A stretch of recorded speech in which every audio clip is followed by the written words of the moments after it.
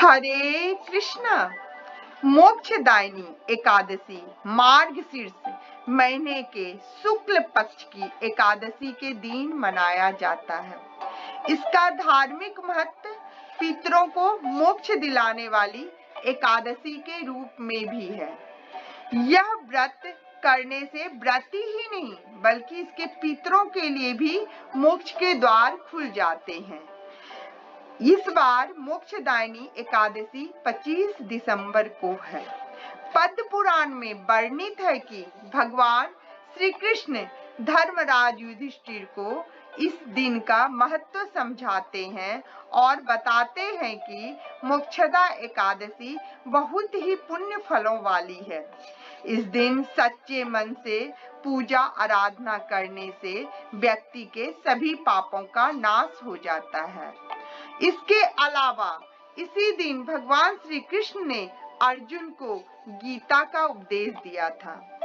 कथा मिलती है जब द्वापर युग में महाभारत युद्ध के दौरान अर्जुन अपने सगे संबंधियों पर बाण चलाने से घबराने लगे, तब श्री कृष्ण ने उन्हें जीवन, आत्मा और कर्तव्य के बारे में समझाया था। इसलिए इस दिन को गीता जयंती के नाम से भी जानते हैं। मोक्षदा एकादशी की व्रत की विधि बहुत सरल है।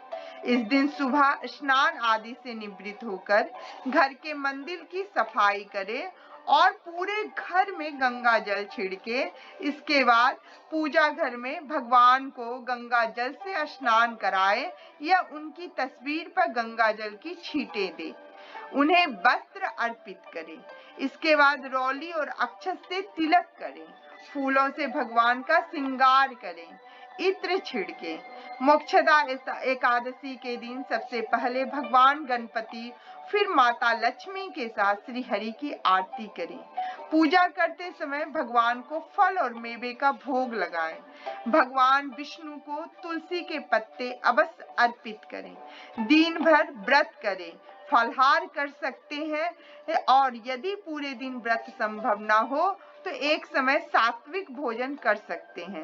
व्रत के दौरान मन शांत रखें, क्रोध ना करें और किसी को अपशब्द ना कहें।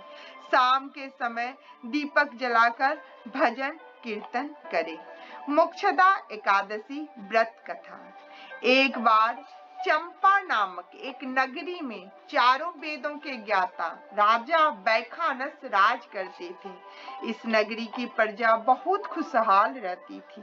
राजा बैखानस बहुत ही धार्मिक थे। एक बार राजा ने सपना देखा कि उनके पिता नरक की आग में जल रहे हैं। राजा ने सपने के बारे में अपनी पत्नी को बताया।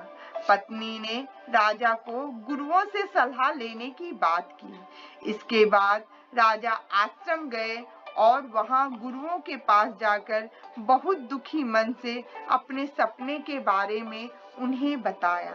इस पर पर्वत मुनि ने राजा से कहा, तुम्हारे पिता को उनके कर्मों का फल मिल रहा है। उन्होंने तुम्हारी माताओं को यातनाएं दी थी, इसी कारण वे पाप के भागी बने और अब नरक भोग रहे हैं। इस पर मुनि ने उन्हें मोक्षदा एकादशी व्रत करने की सलाह दी।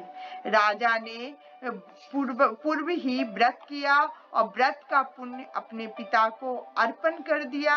व्रत के प्रभाव से राजा के पिता को नरक से मुक्ति मिल गई। तभी से मोक्षदा एकादशी पर व्रत रखने का प्रावधान है। हरे कृष्णा। धन्यवाद।